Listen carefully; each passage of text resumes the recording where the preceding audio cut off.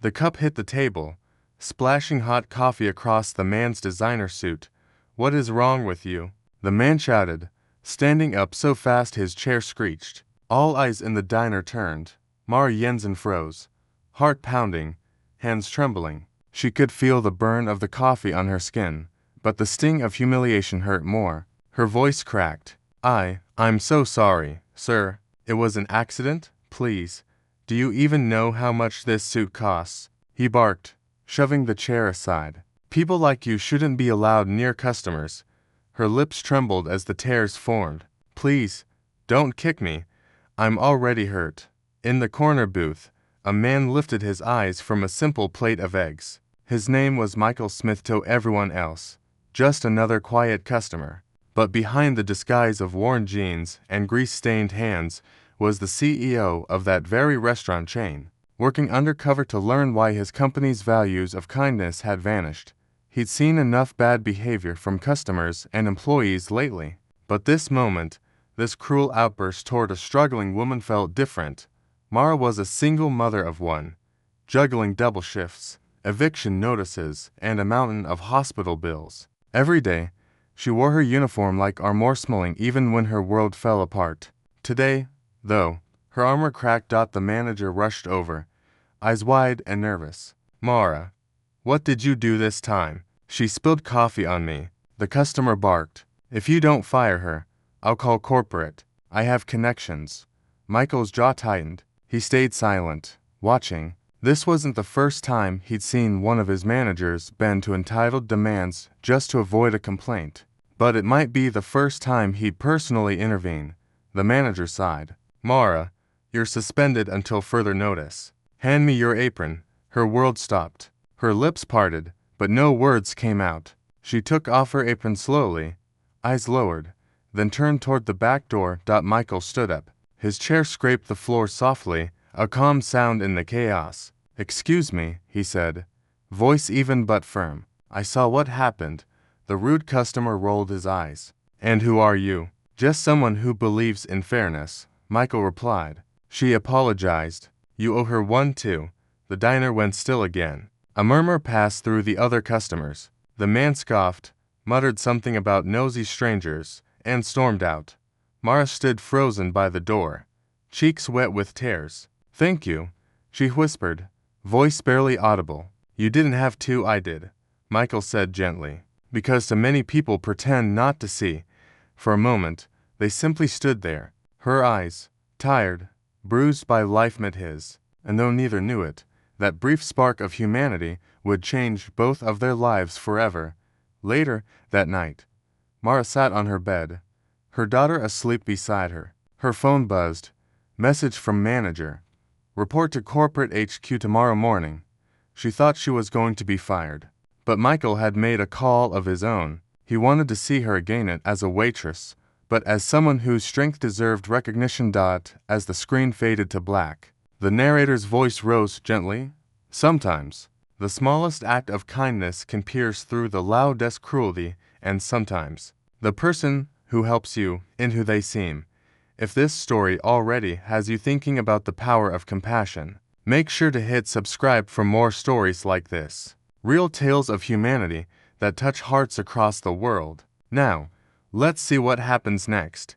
The next morning, Mara walked into the corporate office with shaking hands and sleepless eyes. Her uniform, freshly washed but faded, felt out of place among the glass walls and polished floors. She clutched her bag, expecting humiliation. Maybe a final paycheck. A receptionist smiled kindly. "Mara Jensen, Mr. Smith will see you now." Her stomach dropped. "Mr. Smith, the CEO." She followed the woman through a long corridor, stopping at a sleek office overlooking the city. Inside, sitting behind a simple desk at the grand, intimidating setup she expected, was the quiet man from the diner. Her mouth went dry. You're the man from yesterday." Michael smiled softly. "And you're the waitress who stood her ground." I thought you were just a customer." She stammered. He gestured for her to sit. "That's what everyone thinks. Sometimes, the only way to see the truth is to step into the shadows." He leaned forward. "Mara, I wasn't impressed by what I saw at your restaurant. How the manager treated you, how customers behaved, how people forgot that kindness costs nothing. But you even humiliated, you apologized, you stayed respectful. That says something. Mara blinked, unsure if this was a cruel joke or a miracle. Sir, if this is about firing me, please just say it. I can't. Michael interrupted. I'm not firing you. I'm offering you something else. He handed her a folder. Inside papers, a temporary promotion, and an invitation. Join our employee empathy training team. I'm launching a project to rebuild this company's culture. He explained. I need people who know what struggle feels like, people who care. You fit that better than anyone I've met.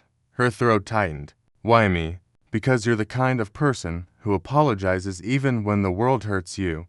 For the first time in months, Mara smiled, a genuine, trembling smile. Over the next weeks, she began working closely with Michael. He introduced her to board members, trained her to handle employee relations, and gave her a voice she never thought she'd have. But not everyone celebrated her rise.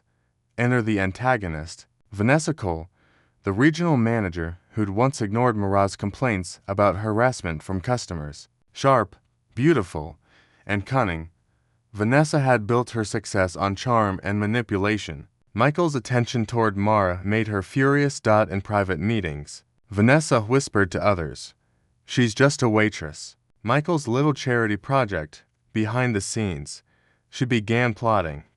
Her goal, to prove that Mara didn't deserve her position and to push her back where she came from. Meanwhile, Daniel, a kind-hearted assistant in HR, became Mara's quiet ally. He admired her strength, even helped her navigate corporate politics. But he also carried a secret. Vanessa was his sister, and she demanded his silence. As Mara thrived, Vanessa grew desperate. She intercepted emails, twisted facts, and staged small mistakes in Mara's report subtle enough to create doubt. One evening, Michael invited Mara to a leadership dinner. He noticed her hesitation as she entered the lavish hotel ballroom, surrounded by glittering executives. "Breathe," he said softly. "You belong here." Mara nodded. "It just feels strange, like they're all waiting for me to slip." "Let them wait," he replied. "They'll see who you really are soon enough." But as speeches began, Vanessa struck. She stood up mid-meeting, holding printed papers. "Mr. Smith, before we toast to our new era of kindness, you might want to see this." All eyes turned. Vanessa's voice dripped with venom. "Apparently, Miss Jensen submitted false data to inflate her team's progress.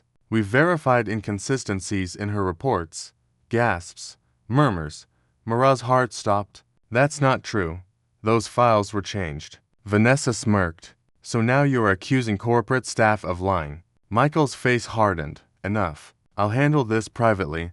The room fell silent. Mara's hands shook as she looked around, same pitying eyes from the diner, now sharper, colder. When they were alone, Michael closed the door. "Mara, is there any truth to what she said?" Tears welled up. "No. You have to believe me. Someone's setting me up." He studied her face. She saw the doubt flicker in his eyes, the doubt that burned worse than betrayal. "I want to believe you," he said quietly. "But I need proof." Her voice cracked. "After everything, you still don't trust me." Michael hesitated. "Trust has consequences, Mara, for both of us." She turned away, whispering, "Maybe I was stupid to think kindness mattered here." For the first time, Michael saw the same hopelessness that once drove him to go undercover. But before he could speak, she was gone. That night, Vanessa celebrated silently, confident she'd won. Daniel confronted her in the parking lot. "Vanessa, what did you do?" he hissed. "What I had to," she replied coldly. "You think he'd ever look at her if she wasn't his pity project?" Daniel clenched his fists. "You're destroying someone innocent." Vanessa smiled. "Don't lecture me about innocence, little brother. You knew and said nothing." The next day, Michael couldn't focus. Guilt gnawed at him. He remembered the diner, her trembling voice, her plea, "Please, don't kick me. I'm already hurt." He opened his laptop and started reviewing the files himself. Within minutes, he noticed the digital footprints, Edits made under Vanessa's credentials. His expression darkened. He called security. Find Vanessa Cole. Now, within the hour. Vanessa was escorted out in tears, her perfect mask cracking, but Mara didn't know. She had already quit, returning to her old apartment, feeling like every good thing in her life had been ripped away. Late that night, there was a knock at her door. She opened it to find Michael standing in the rain, holding the same folder she once thought was her new beginning. "Mara," he said softly, "you were right. I should have trusted you." Her eyes filled with tears. "Why are you here?" "To ask for forgiveness and to offer you something more." She shook her head. "Michael, I don't belong in your world."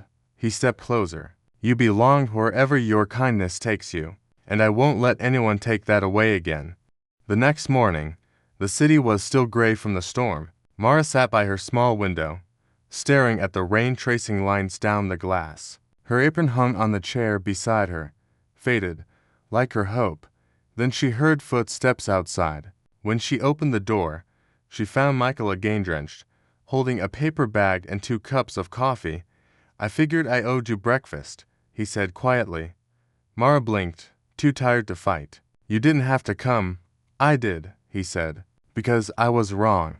He sat across from her at the tiny kitchen table. "Vanessa's gone. I found proof. She forged the reports and tried to ruin you. I should have believed you the moment you looked me in the eye."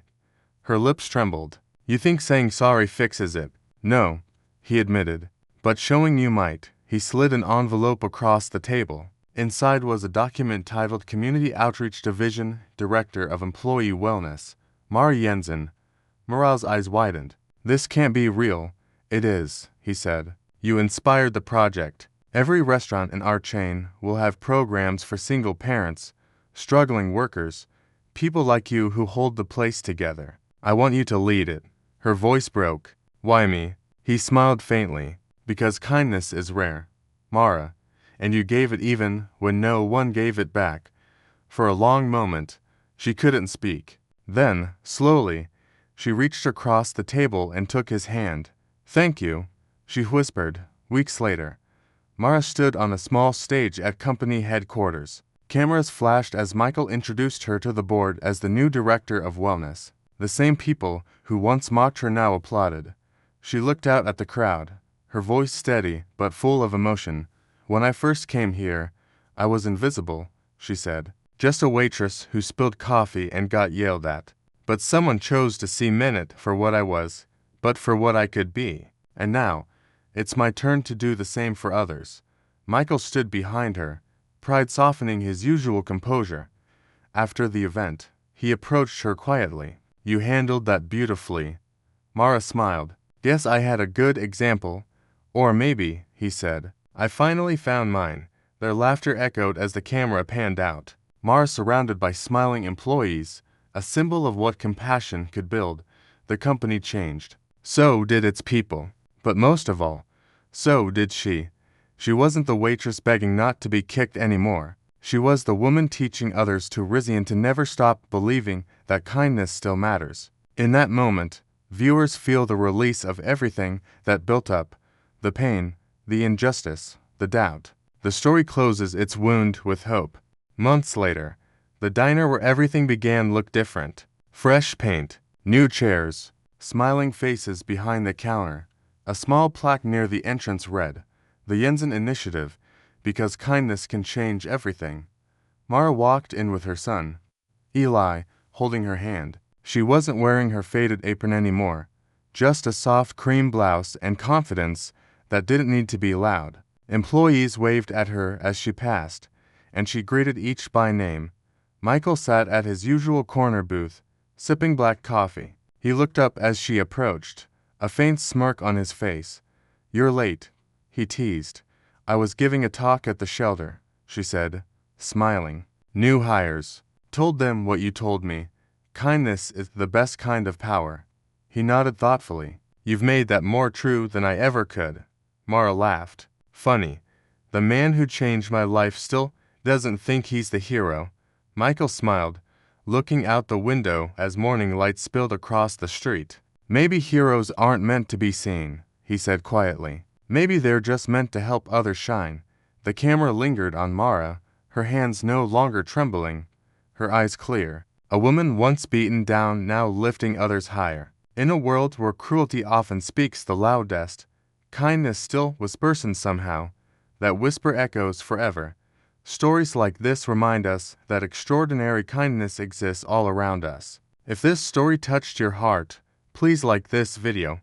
It helps more people discover these inspiring stories. Subscribe for more tales of humanity that will restore your faith in people. And most importantly, look for opportunities in your own life to be someone's unexpected blessing. What act of kindness will you perform this week? Tell me in the comments below. Kindness costs nothing but changes everything.